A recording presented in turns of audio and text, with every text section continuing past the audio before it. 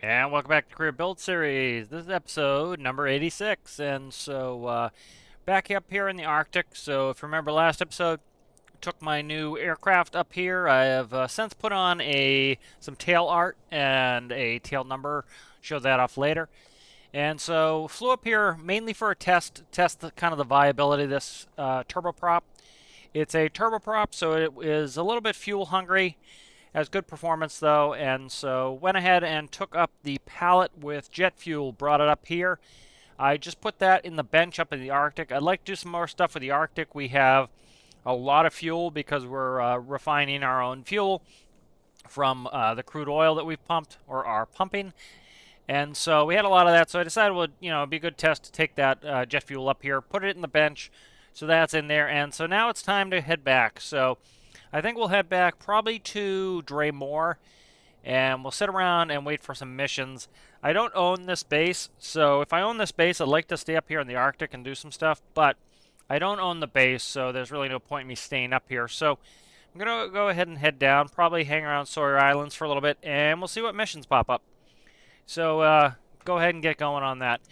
If you have not seen, I'd appreciate it if you take a look at my new series, Stormworks Vice. So that's a scripted series. They'll be coming out less frequently, just due to the time required to make the episodes, but kind of a fun show, scripted and character-based. So if you guys would like to check that out, I'd appreciate that. So let's go ahead and we'll do a quick flow here. So power's on, ground power's off, batteries.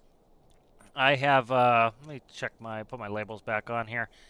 Took some of my labels off. So you can do this if you want, where if you go in here, where is it? Tooltip detail off. If you go to simple, you can do that, and as you can see, it will show what you've written. So you can also do it if you don't want the labels. All right, generators, batteries are, so it looks like we have infinite electricity on, taking that off. There we go. As you can see, they're draining. Generators should be off for start. Fuel, So let's do a quick calculation. We should be fine. We're not going as far as we did. We started out with about 6,000, pretty much on the nose, times 2, so that was 12,000. Now we have 3357, so 3357 times 2, so 6714. So we burned a little bit more than half, but we're not going all the way back. So I think we should be fine. Famous last words, I know. But we're going to go ahead and run back with what we have for fuel. Mainly it'll be a good test. So we'll go ahead and do that. Let me just shut that off. That should be off anyway.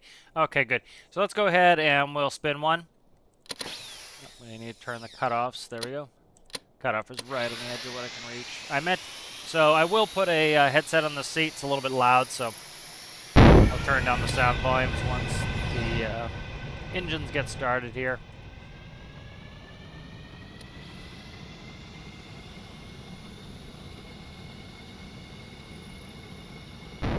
And 2 is spun as well, so let that engine come up and stabilize. I'll check, we're still losing battery, but as we throttle up, we should be getting, generators off, that would be why. So we should get that going once it stabilizes. Set flaps for takeoff. We're going to do we'll do flap 1 setting. So flaps 2 is for if we're doing a short field, and flaps 1 is for a standard takeoff.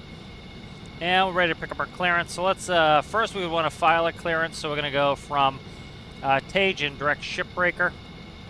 Shipbreaker. Kind of boring where we're going here. Probably direct Dreimor. I will eventually work on the nav system again, and I'll use some of these islands. I use the same seed, so I'll just put them in. And then we'll go to this, maybe we'll go shipbreaker to this island, Dreimor. I think that's what we'll do. And so we're going to look for 10,000 to start. Runway heading here, I forget, so we'll put it on when we get there. So shipbreaker is our first waypoint. So this is often how you set it up IRL, is you'll get your, depends. In the airlines, the dispatch will file your clearance for you. You pick it up, you just print it out, file it in the FMS, and then you call for clearance, and if there's any changes, they will tell you. All right, so we'll quickly switch clearance and pick it up. I forget what my tail number is. I think it's 68 DC Delta Charlie. 68 Delta Charlie's ready to pick up my clearance. I have information Foxtrot. 68 Delta Charlie, you are cleared to Dreimor via direct ship vectors direct to vectors to shipbreaker island. Final approach course for runway. Let's see, be runway 3, so it'd be I'm trying to think if it's runway 3. I can't remember. For runway at Dreimor. All right, climb, maintain 10,000 feet. Expect flight flight level 15. No, it wouldn't be flight level. It'd be 15,000 in 10 minutes. And you can contact ground on 1.9 for taxi. All right, we're clear to Dreimor via Shipbreaker Island. Final approach course for the runway at Dreimor. Climb, maintain 10,000 feet. Expect 15 in 10. We'll runway heading, and we'll contact ground on 121.9 or read back correct. 68 Delta Charlie. Ground 68 Delta Charlie. We're ready to taxi. 68 Delta Charlie, you are cleared to taxi to runway whatever. Hold short. Clear taxi runway whatever. Hold short. 68 Delta Charlie. Just checking my wingtip there. 68 Delta Charlie. You can contact tower on 120.7. 120.7. 68 Delta Charlie. 68 Delta Charlie, we're ready.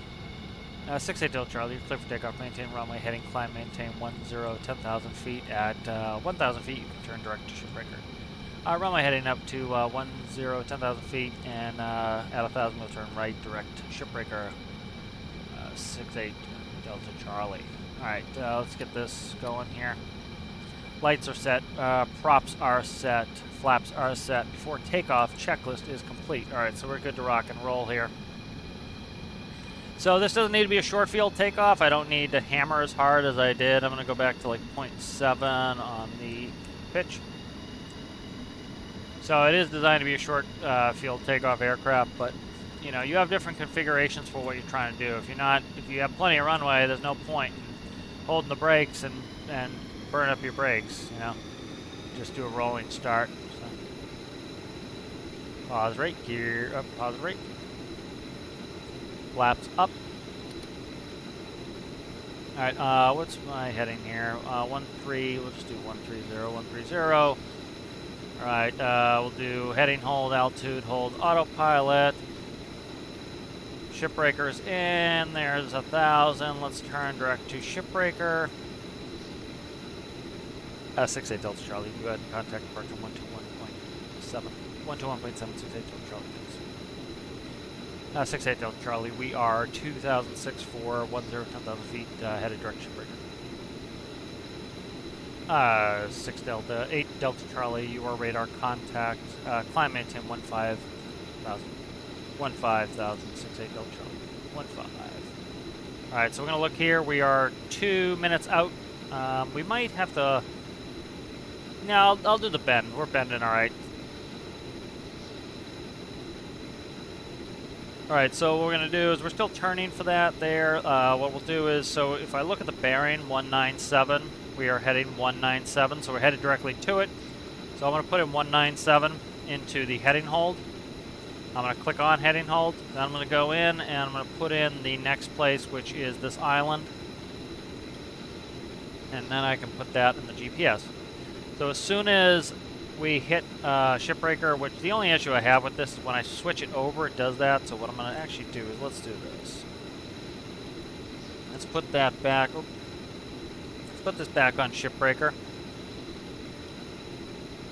And we'll enter Shipbreaker back in, and that will let us know when this light goes off. It means we're within a half nautical mile, and then I'll make my turn. So even with a winter coat, I am cold. I was cold down there. You know, I wasn't going to freeze to death, but I had to get back in where the heater was. So I had plenty of time to go do ground stuff, but you know, if I didn't have a coat on, I would have frozen to death. But so as you can see, the batteries are gaining. So that's not necessarily always unusual is when you are at low RPM settings, your generators are kind of geared and tuned so that when they're running, because most of the time you're powered up. So as you can see, we're rebuilding batteries, so that's something we want to check. These are tied at the moment, so like if I shut off battery B and I shut off gen, that should probably stay stationary, maybe not. I'll have to look at the system. I probably have an electrical issue if that's doing that. We do have to monitor our fuel though, so we're going to go to max efficiency as soon as possible. So we're going to start bringing this prop back, and we're going to go all the way to, I should have brought the prop back already in the climb checklist. There's icing. See, we have ice. Oh, I jumped out of my seat. So we have ice just came on, so I need to activate my de-icing boots. Taxi can come off. And so I'm going to start bringing my prop all the way back, and that's going to bring me to max efficiency. So we're going to be burning a lot less fuel now. We're going to be going slower, but we're saving more fuel than we're losing speed. So we're doing that because we burned about 6,000 pounds of fuel coming up, and we only have 6,000 pounds left. But if we look at the map here, when we came up, we went FJ over here, and up. We're cutting out this leg of the journey, so we should have that fuel in reserve. Legally, you know, in a real situation, we wouldn't be cooking around with that little bit of fuel, but we shall in game. All right, so we're past the point, so let's go ahead and I got distracted from navigating, but remember, aviate, it's aviate, navigate, communicate, so the first thing we want to do is aviate. We want to fly. And so we had to fly, that was more important. And so we're going to go ahead and take off heading hold, and we'll turn for the island. Alright, so you see our icing light went out.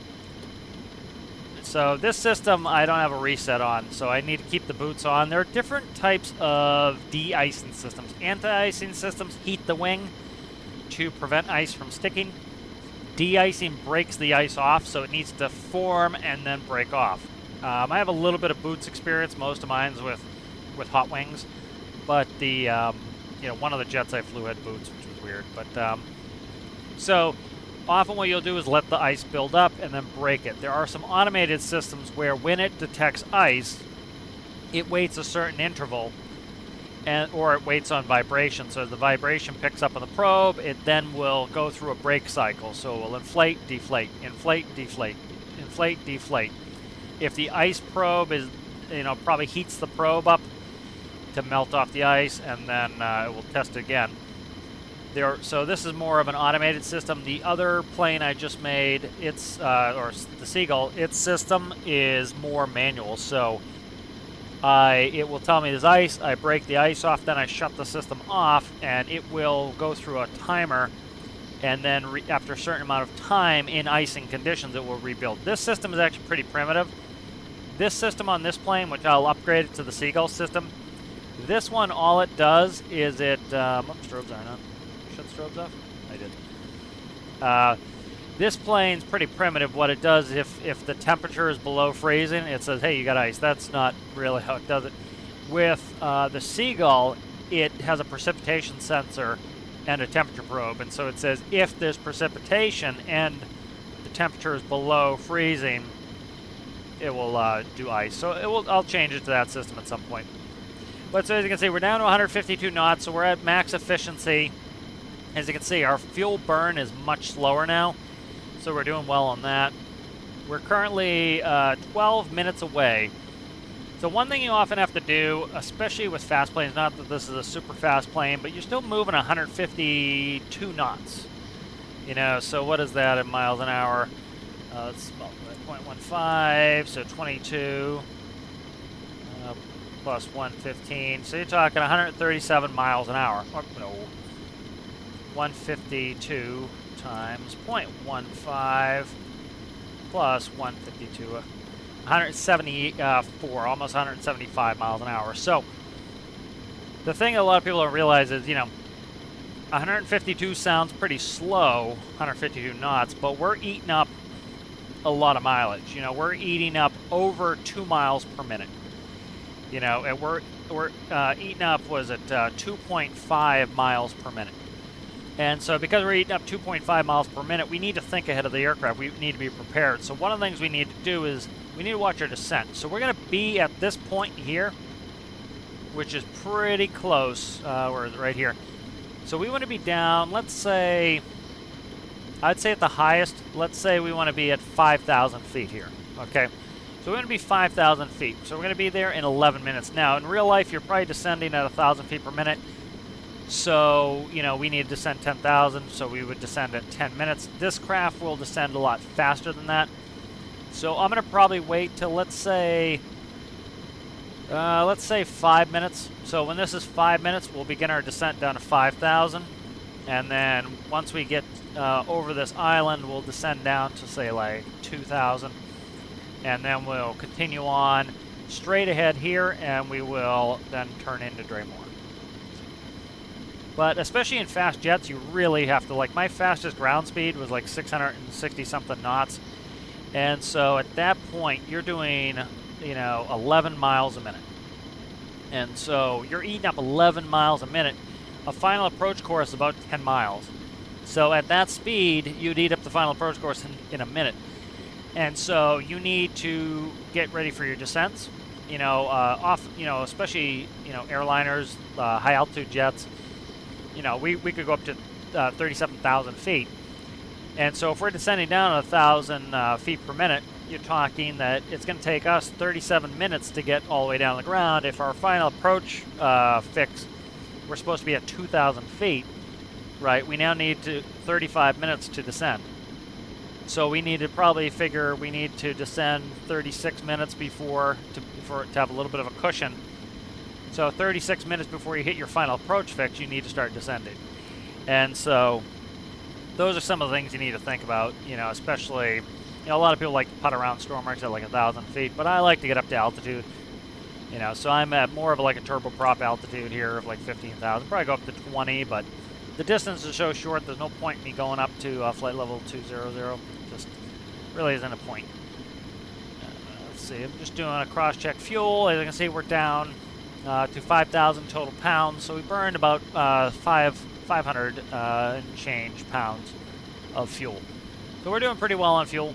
Again, we have 9 minutes till we're there. I do need to put in fuel flows at some point. I haven't done those on any of my vehicles. I just have to input it, but I haven't done it yet. So that needs doing. So I think, let's see, 8 minutes. So we'll go ahead and I will time-lapse you guys out, and I will see you when we get down to that island, probably.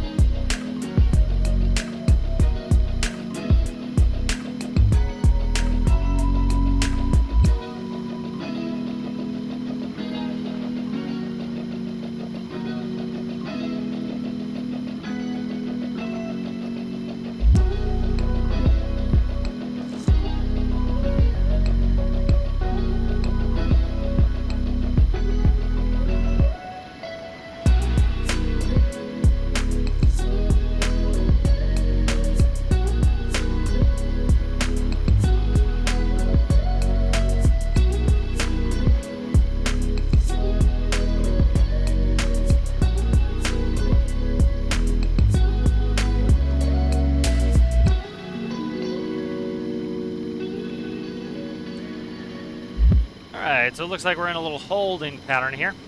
So that's the nice thing with this system is it will kind of circle around the waypoint, and so we need to head in. So what I'm going to do here is I'm going to look at the runway of Dreimor. I'm going to make a final approach fix about there. Alright, next thing we're going to do is enter that in. And we'll turn to the final approach fix. So there's the island. As you can see, we're nicely circling it. So that's nice with this autopilot. Just will circle the target that I put in there. So I can go AFK.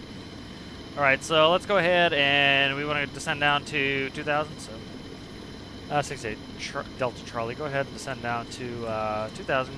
You can exit the hold and head direct to the final approach fix. We'll exit the hold down to 2000 and direct final approach fix. 8 Delta Charlie. Eventually I'll remember the tail number. Until I can get my system back up, I need to work in the ADF system. That could be a good project for me, is to make the ADF system. You know, to recap for those who don't know, I had this ADF system in there. It's an old system based on AM radio. And so essentially, you would put like an AM radio station, but instead of music, it plays Morse code. And so the needle always points to it. So as you traverse, say, perpendicular to, say, if there's a station here, the needle would always point there. And if the needle's always pointing there, you know that if the needle's pointing here and you have a course off of the runway, that is how you get to the runway. So you can go directly, but you can also set a course. And so that allowed me to navigate the map more realistically, not having to use GPS all the time.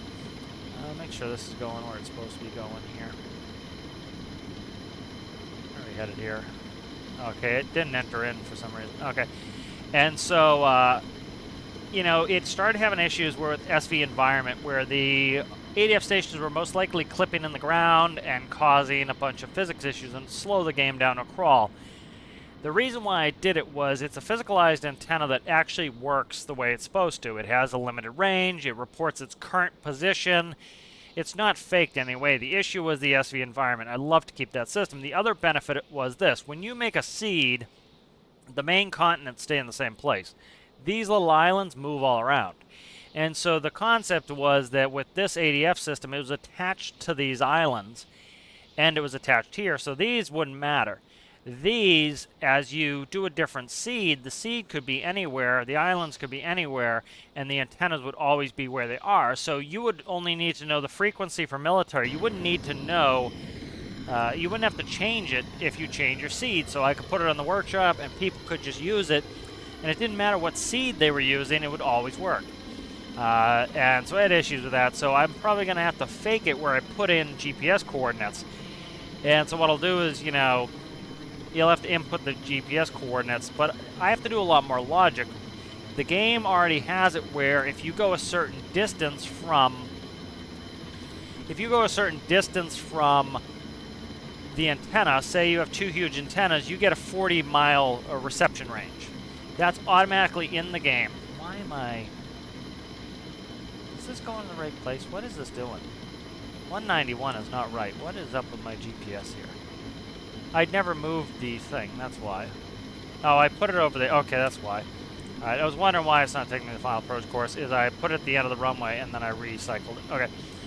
And so, you know, if you have two huge antennas, you have a 40-mile total, 40-kilometer reception range. Once you get out of that, you lose signal, just like in real life. Now I have to go in and I have to program that in. So essentially, if distance is greater than X. Now the issue is this.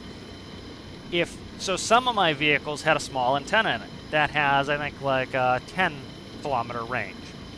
And so you could go 30 from it. If you had two huges, you could go 40 from it. So it was cool because it let it be very realistic. And I could build vehicles with just different antennas and they would just work. But now, you know, because of this system, I'm going to have to fake it. So I have to fake reception loss. I have to fake a bunch of stuff. And before, I didn't have to fake anything. It could be done realistically. All right, we're going to make our final turn in here. So let's enter that in. 68 Delta Charlie, we have the airport site. 68 Delta Charlie, you can go ahead and contact tower on 120.7. You're clear to approach. Clear to approach, contact tower 120.768 Delta Charlie. Dreimor, no, it's Dreimor traffic. So it's uncontrolled field. I'm going to bang the autopilot off here and fly. Dreimor traffic, 68 Delta Charlie. We are on about a, well, I don't know what that is, 2-mile final for runway, and I forget the number. Dreimor traffic.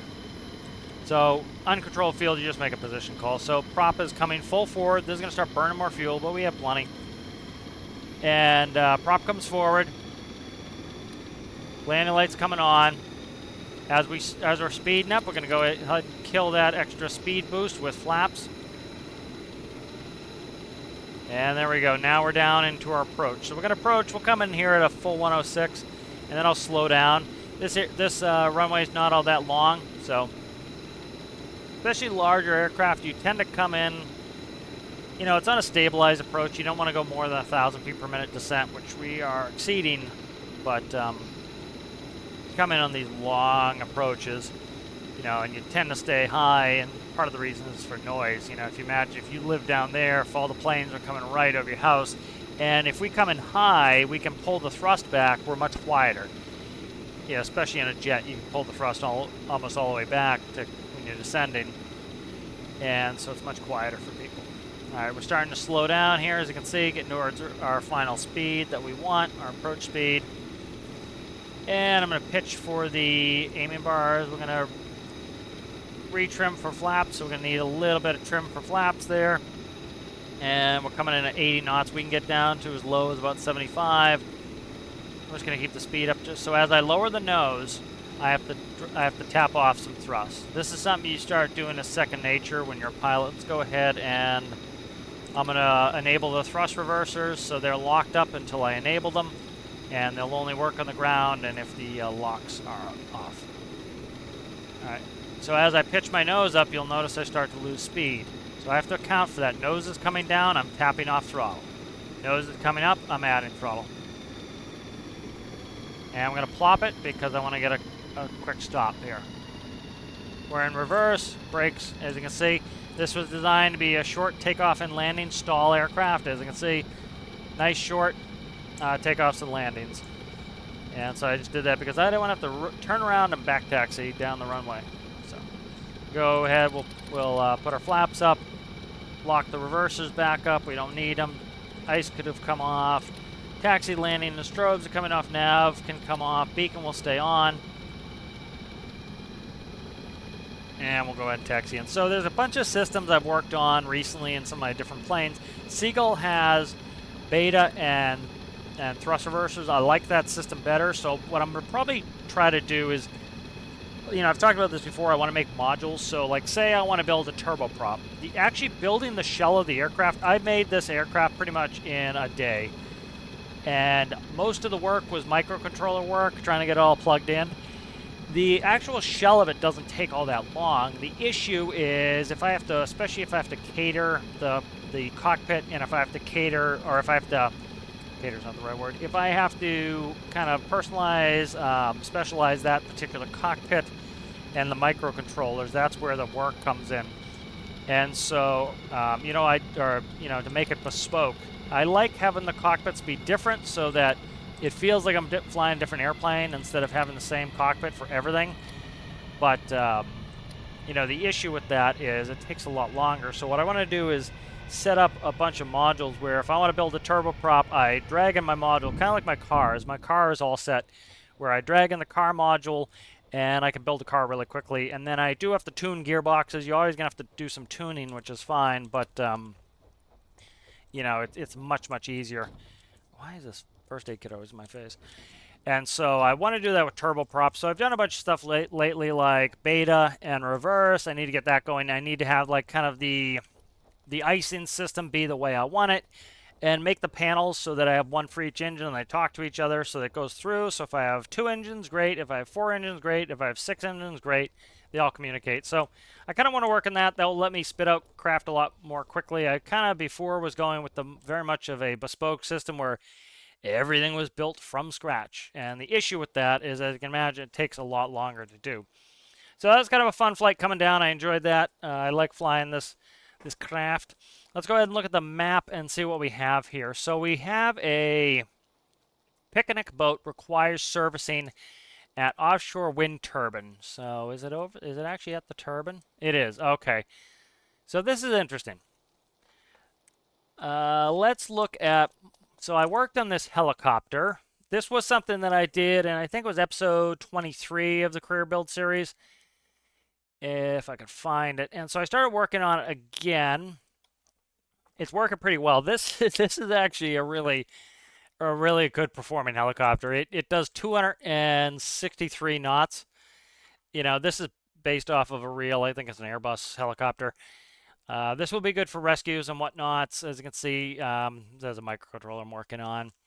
We could take this out. It's still full of panels. It's not electrically hooked up, so we won't do that. Let's go ahead and see what else we have for missions.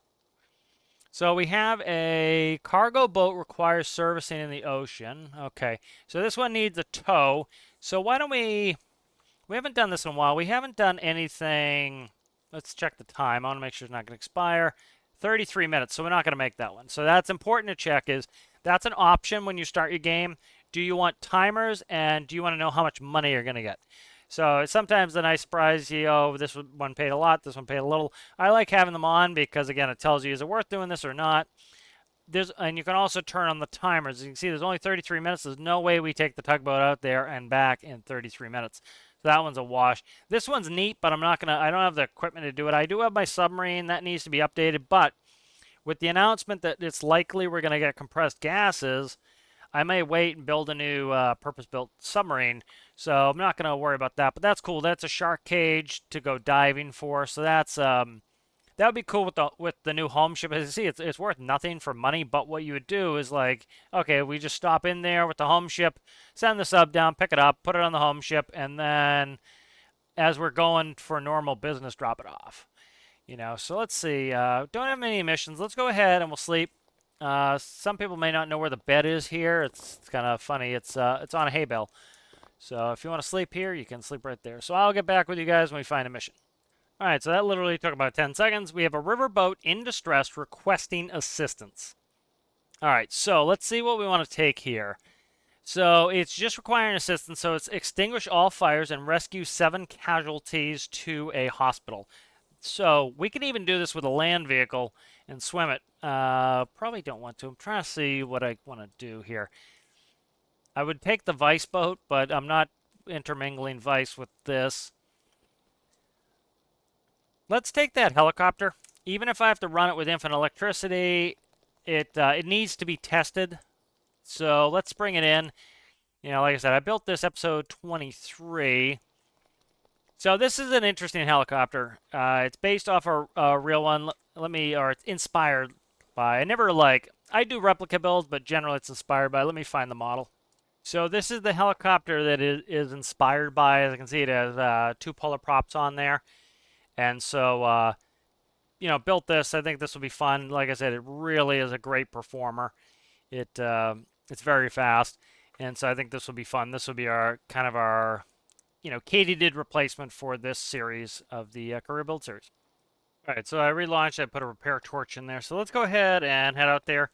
Like I said, I don't know where exactly this is on everything working. I was working on the other day. I tend not to have everything. So see, that's even not working right now. That one too, you working? Nope. Okay, so this needs infinite electricity on. So we'll stick it on. Need testing here anyway. So we'll get that going. Let's see. Battery 1 and 2 are on. Systems on. Avionics on. Okay. Fuel valve engine start. So these are interesting. Again, talking about rotors, why everybody and their brother pretty much does coaxes. I don't like doing them because that's kind of the easy thing to do. I like a little bit of a challenge. So the more challenging thing here is, so with this, a conventional helicopter, it has its rotor and then it has a tail rotor to counteract the torque. The propeller wants to go one direction, the body of the craft wants to go another.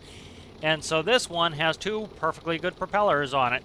And so you do asymmetrical thrust on those propellers, and I can yaw, as you can see, and it counteracts the torque of the rotors. So pretty simple there. So let's go ahead and go up. Again, I'm not 100% sure where this sucker is in functionality. So let's go ahead and let's set in, what's our current altitude here? I can't tell. Where is it? 258 feet. So let's go up to... Oh, I didn't label these. That's always bad. Generally, vertical, I think, is... Whoa, whoa, whoa, whoa. Come on, come on, come on, come on, come on. Whoa. All right. Put on the autopilot. And then let's do altitude hold. All right, so it's not turning my... It's not turning the craft, so that looks like altitude. And then 054... I don't know if the autopilot's completely hooked in. It looks like it is not. So, autopilot master, heading hold. Okay, heading hold is enabled. So that's, everything's enabled. 300 feet and that. It is not hooking up the, so generally what I'll do in my autopilots is we'll do auto hover on the gyro. Because all the auto hover is really doing is it's like a smoother. But we don't really need all this crap. If we look, I can see it over there. So let's go ahead. I'm going to start advancing the propellers.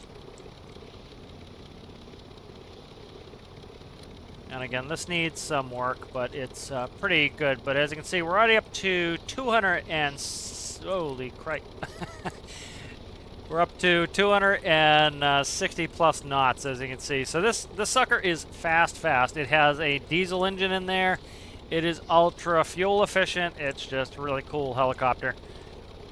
But as you see, we're doing 262 knots, so this thing is going to be faster than planes. Now, I tend to like to make my helicopters pretty slow on purpose because I want to have to take a plane if I want to go fast. I could have taken the Seagull on this one too. I could take the Seagull to the other rescue as well, but you know, so I kind of like to have purpose-built craft, and I like my airplanes to be the high-speed vehicles, but you know, just give me another tool. I just can decide to restrict it as much as I want, or as little as I want. But navigating's easy, you know, as you can see, I could see that sucker, so. You know, I keep my craft, I want to pilot my craft, you know, I tend to not like some of the gyro systems people have on their helicopters because they're very much nanny. They try to control it for me. They want to always smooth me out. That's what the gyro's doing, is it wants to keep you level at all times and stationary. And so essentially when you're turning on the gyro, it's saying, hey man, I want to stay stationary. I don't want to go up, down. I don't want to go, you know, yaw left, right. I don't want to bank. A real helicopter doesn't do that unless you have like the autopilot on. And so mine will do all that stuff, but only when you have the autopilot on. Otherwise, you have to fly. So you'll see like I'll be sitting like this. I let go of the controls. You see it wants to exacerbate and get worse. That's what really happens. You know, it will exacerbate and get worse. So you have to actually fly it. Now, as somebody who's a real pilot, you know, that is reasonably easy for me. For other people, it's a little more challenging. So I certainly get why. I think I do have the ability to turn on the gyro, maybe. I don't know. I don't really need it, but I was going to click it on for now. So I'm flying. I have to just be... I have to control a lot more when it's just me. I might have actually turned it on. Yep, I turned it on. So, like, see, this is what it would do when I put the autopilot on, is it turns that gyro on, just does some smoothing. So you'd never have the helipad underneath the rotors of the turbine. But we do here, so I have to just be careful coming in here. So let's get a pick here. This will be a good pick. But just kind of like my philosophy is I like to pilot. You know, I don't want it piloting for me. And so that's kind of why, you know, I tend to be a little critical of those nanny systems that, you know, they're like, oh, no, I'll take over. You know, no, it looks like you're struggling. I'll take over. No, I'll take over. You know, and that's kind of my whole thought process with it. And so I'm not a huge fan of that. That's just not really what I like. I like to fly, and if, you know, if I want it to smooth for me, if I want it to take over, I'll turn the autopilot on. Let the autopilot. But it's very much a choice on my part that I want it to do that. Okay. All right, so let's go ahead, and we need to shut down reasonably quick so that we don't inadvertently hit the rotor on something. All right, I put a lot of down collective in just to help keep it on the ground. Always be cognizant of your propellers. You don't walk into them. All right, now where is this Johnny here? Let's get a pick here. This is not the best pick because of the not being centered in the helipad, but it's not bad. All right, so let's look at the mission. So this is just needs servicing. All right, so let's... So my engines aren't going down. That's interesting. Oh, there they go. Okay. Just takes them a while. I need to put a rotor brake in. If I have a rotor brake, that will stop them. Where is this picnic boat? Where is this picnic boat? All right. I am looking for you, picnic boat. Let's see. So sometimes I can zoom way, way in and see where it is. So it looks like it's right here at the base. So it'll be this side on the base. I do have a way to get back up if need be, but did it sink? It may have sunk. Where is it? Where you at? Usually the lights have huge blooms and you can see. So maybe that sucker sunk, but not the end of the world. It was nice to get a flight in with the new helicopter, kind of see what systems it needs. I don't see this boat. I would love it if they would give us more of these, like, they have a bunch of static things in the world, like toilets and sinks and these ladders, and they have some really cool stuff. It'd be nice if they release a decorations pack, you know, as one of their minor updates, and just, like, throw decorations at us every other week. You know, you have them in game already, give us access to them. You know, it's a good little way to pad things out for us, give us some stuff. That's interesting this is not around. Picnic boat servicing offshore turbine. Okay. So that there's a good chance that sunk if it was damaged and it was taken on water. So often I get rid of the elevators for performance issues. So you notice I have no elevators in here. But nice to get in here. Oh, now we got a picture. It put itself back on the edge of the platform. So that's nice. There we go. That's cool. All right. Little pick. All right, good. So let's go ahead and... There was a little bit of lackluster performance there, but we can go down here. And there's a lot of cliff face here, but we can probably... I know this bridge. We can land probably maybe here and head off, or we can come over... Maybe, hopefully, we can land on this. Let's see. So the conditions are VFR... conditions of VFR, the bearing system should be working, so even though I can't have the autopilot fly me, I, as a pilot, can fly me, so let's do that. And I'll turn some lights on. Beacon, nav, strobes. Alright, let's get out of here. Okay, I have a bunch of trim in. Let's get that rotor RPM up. I was starting to go. I don't have any of my engine gauges. One thing that helps me get interested in actually working on some of my projects is... If I play with it a little bit in game and then I'm like, oh, you know, I really want to be able to use that. It's not finished. I'll go finish it. So, all right. So now we're going and it looks like autopilot's not connected. Let's test it. I want to figure out if this autopilot is actually up and running. So let's see what's connected, what's not. We need to go. Okay, this one's different because it has station keeping. So we want heading. Radio bearing.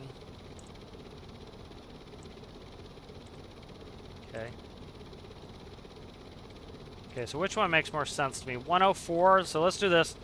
Let's turn on the 3D waypoints, and I'm going to look at it. And so we're currently heading 089, so we're headed about east, so that would be south. So that looks more like a 104 to me, so that's probably right. Distance 12. Doesn't know the time because we're not moving. Let's go autopilot on. Okay, station keeping. Okay, so see, this will take us there with station keeping. I don't really want it to take us there with station keeping. So I want heading bearing. That will turn us to the bearing. 103. Okay, so...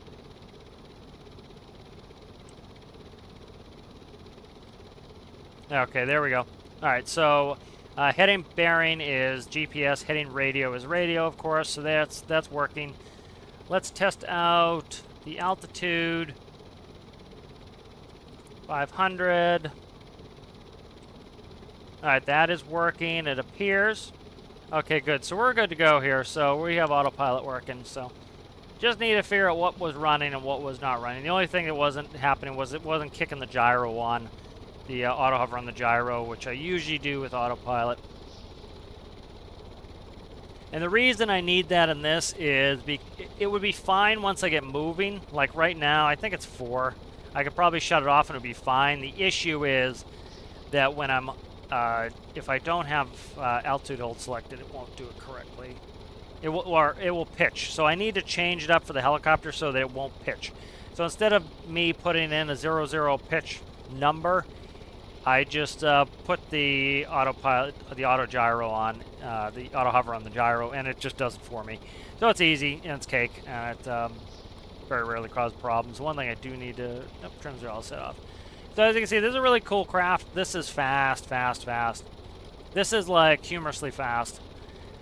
You know, it's just we're doing 260 knots in a helicopter with the rotor. Like sometimes I've had craft where I detach the rotor, where once you hit a certain speed that the wings can hold up the aircraft, I will have it so it doesn't turn the rotor anymore, and that saves the energy and gives more power for the propellers. But this doesn't need it. This is just super duper fast. It doesn't burn a ton of fuel. This is a cool craft.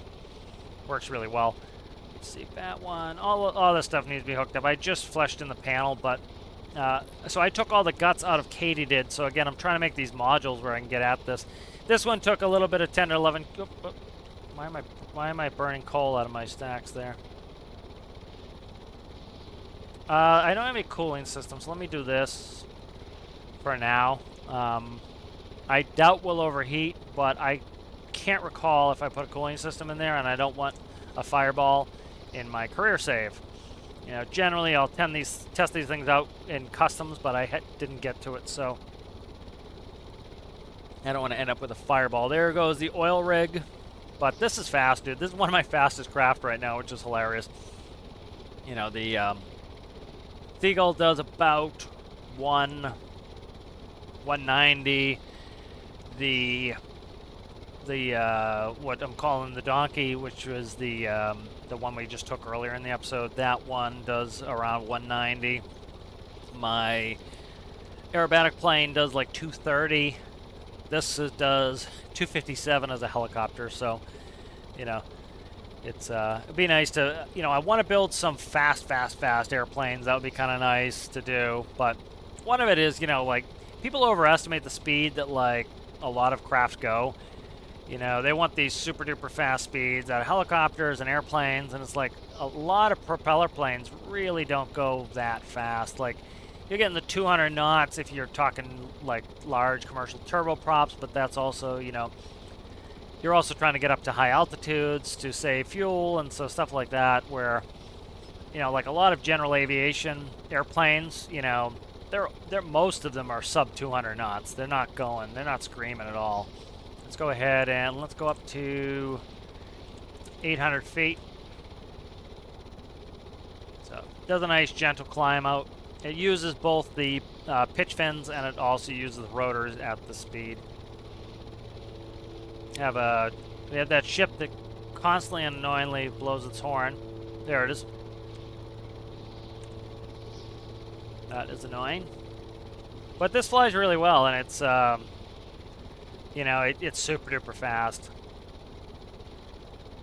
It's almost fast. It's faster than I would like it to be. So we should be able to see this coming up right here. So I'm going to start backing off, so I'm just bringing the pitch of the propellers down. And let's go down to, I don't know, 300 feet. One thing I don't have is a 0 on the propellers. I have to bring it all the way back, which I might keep it like this.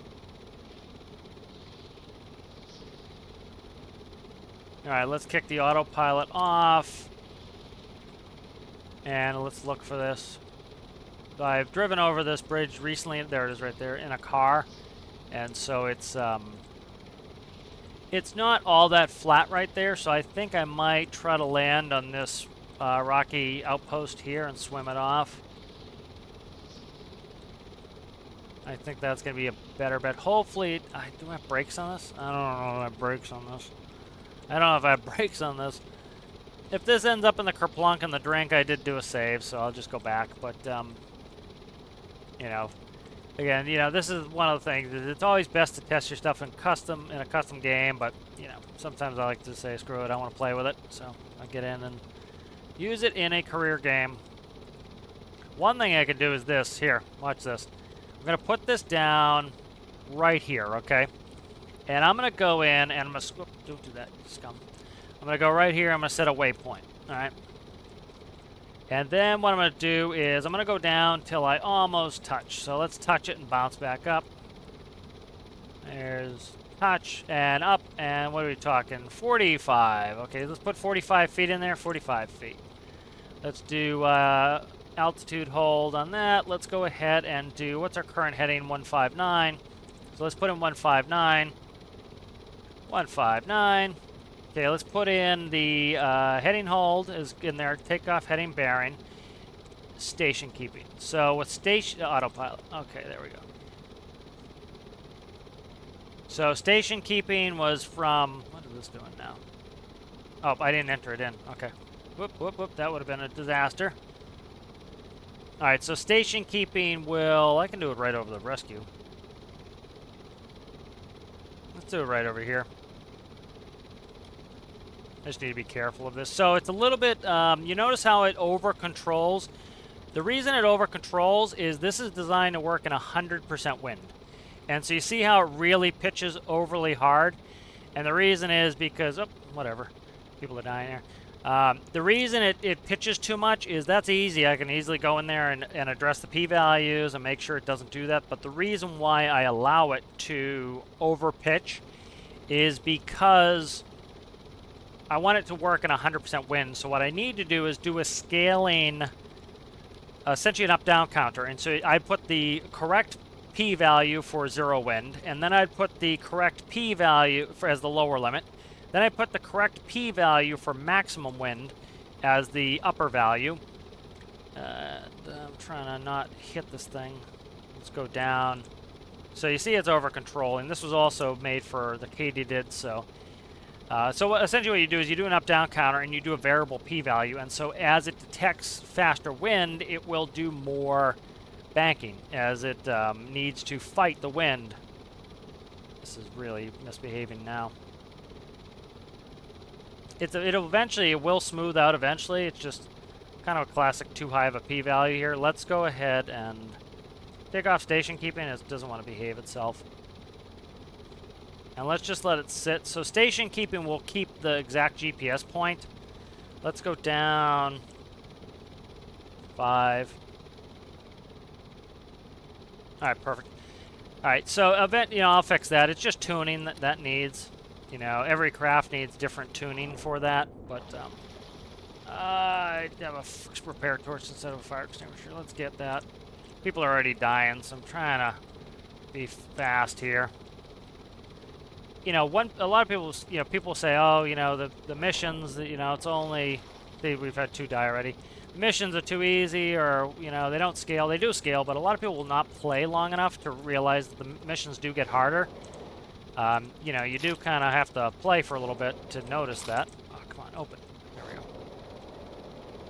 Yeah, you can also go in the XML and change the mission difficulty, so that is an option as well. So, but a lot of people don't know that. You can go in and change... Ooh, there's a lot of dead people in here.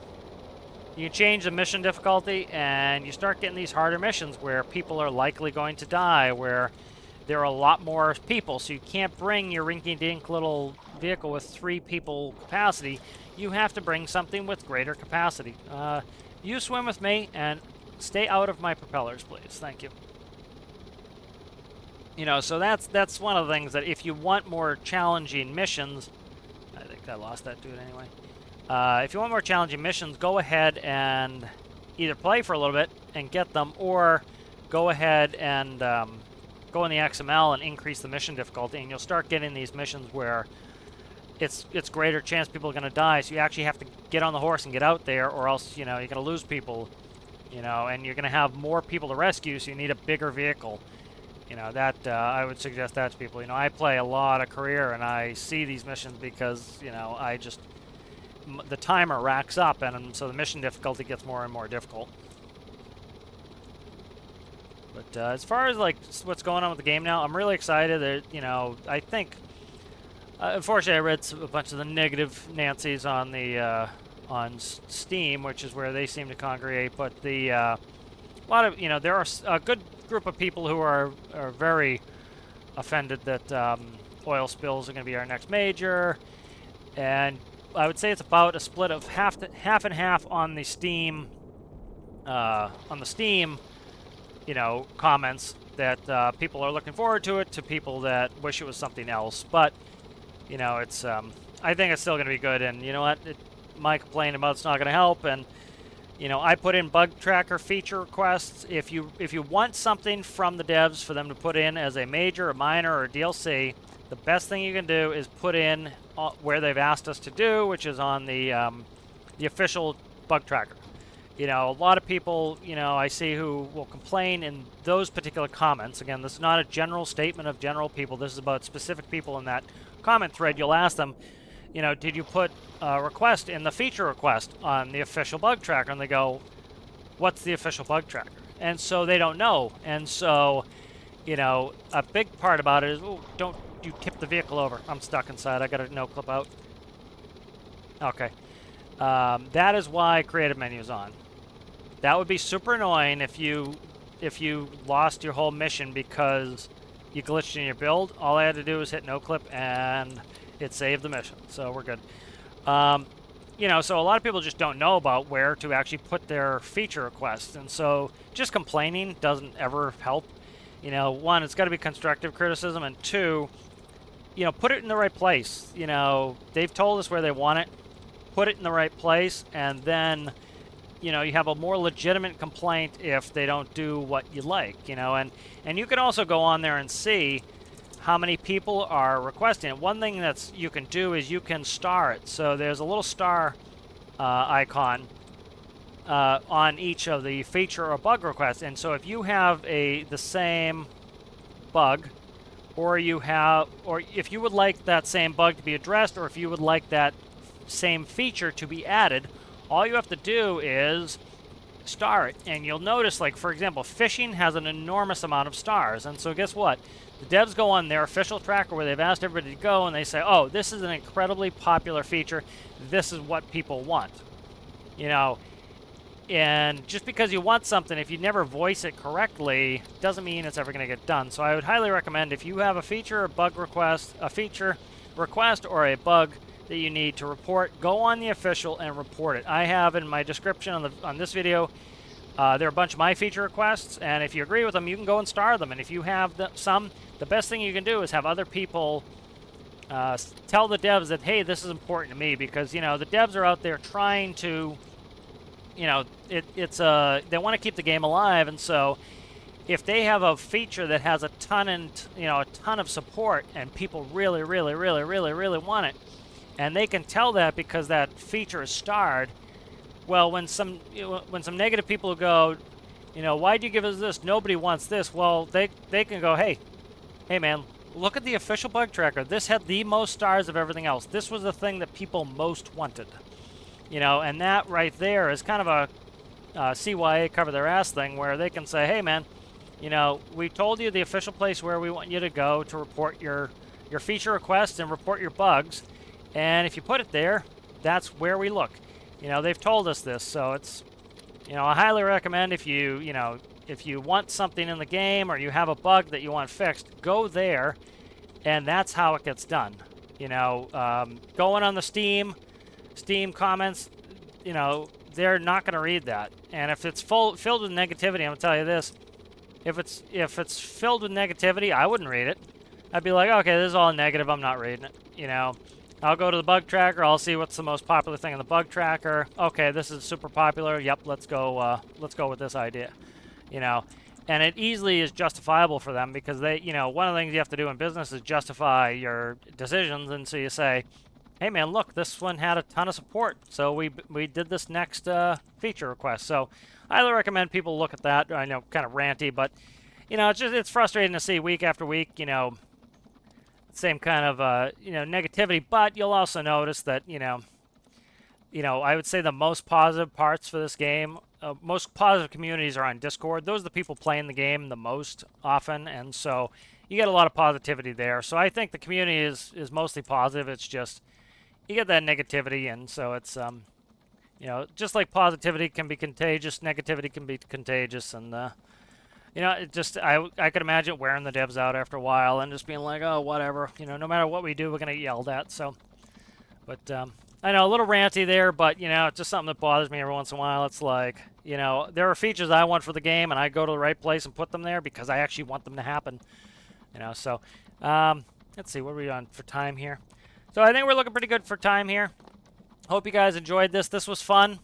It's nice to get the new helicopter, and I'll see you in the next one.